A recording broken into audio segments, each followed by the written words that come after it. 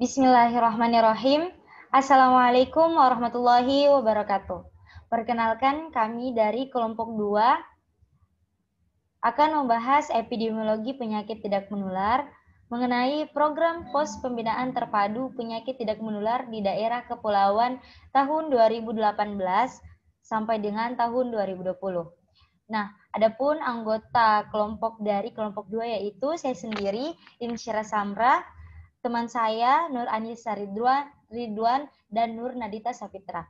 Nah, adapun submateri pertama akan dibacakan oleh Nur Anissa Ridwan. Dipersilahkan.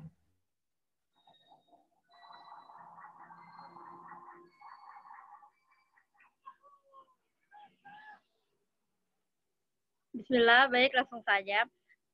Menurut Dinas Kesehatan Provinsi Kepulauan Riau tahun 2017, Provinsi Kepulauan Riau merupakan salah satu daerah maritim di Indonesia dengan persentase pelaksanaan Pospindu penyakit tidak menular yang belum maksimal, yaitu sebesar 51%. Berdasarkan sebaran jumlah Pospindu penyakit tidak menular di Provinsi Kepulauan Riau, Kabupaten Kepulauan Anambas merupakan kabupaten dengan persentase jumlah Pospindu penyakit tidak menular paling sedikit kedua, yaitu 27,7%. Setelah Kabupaten Lingga 1,2%. Lanjut.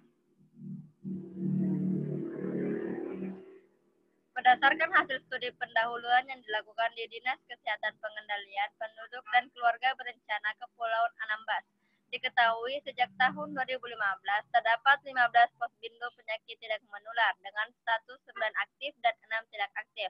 Berdasarkan data rekapitulasi laporan pencatatan manual posbindu penyakit tidak menular Dinas Kesehatan PPKB Kepulauan Anambas, diketahui dalam 2 tahun terakhir peran serta masyarakat melalui jumlah kunjungan ke posbindu penyakit tidak menular masih rendah, yaitu 13,21% pada tahun 2017 dan 15,43% pada tahun 2018.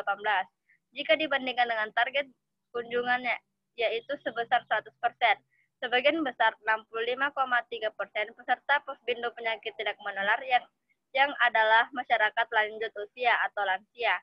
Jumlah kader aktif posbindu penyakit tidak menular juga rendah dengan persentase keaktifan 10,77% di tahun 2017 dan meningkat 20,37% di tahun 2018. Fakta lain, kerja dari Puskesmas Siantan Tengah 4 desa dengan status posbindu penyakit tidak menular aktif, kurang aktif, dan atau tidak aktif. 5 desa dengan status kadar aktif, kurang aktif, dan atau tidak aktif. 6 kader masih aktif, pernah aktif, dan atau tidak aktif.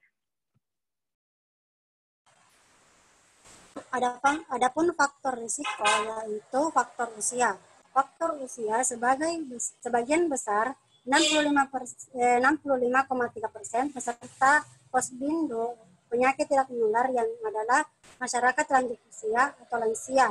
Jumlah kader aktif posbindu penyakit tidak menular juga rendah dengan persentase keaktifan 10,77%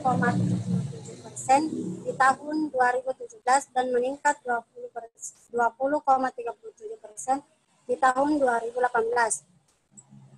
Faktor lingkungan yaitu akan mempengaruhi keberhasilan pencapaian indikator keberhasilan implementasi suatu program.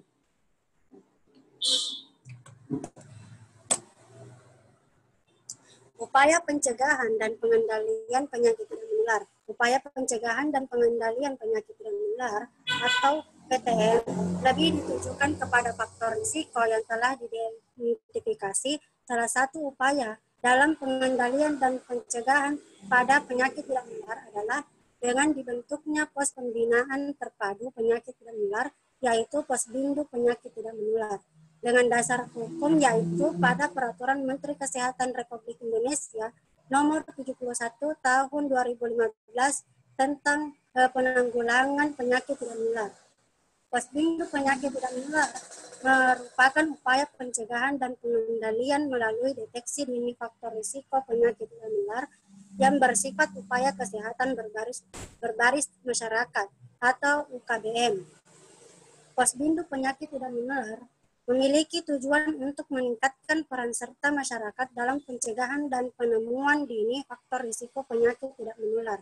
Upaya pencapaian tujuan tersebut dijabarkan ke dalam 10 bentuk kegiatan Posbindu penyakit tidak menular, dari mulai wawancara pengendalian faktor risiko, pemeriksaan dan pengukuran, konseling dan penyuluhan, serta kegiatan rujukan ke fasilitas layanan kesehatan dasar menurut Febrianti pada tahun 2017. Adapun kesimpulannya, Adapun kesimpulannya pada pembahasan kita kali ini yaitu yang mana berdasarkan hasil penelitian diketahui bahwa implementasi program Posbindu penyakit tidak menular di Kabupaten Kepulauan Anambas sebelum berjalan secara maksimal.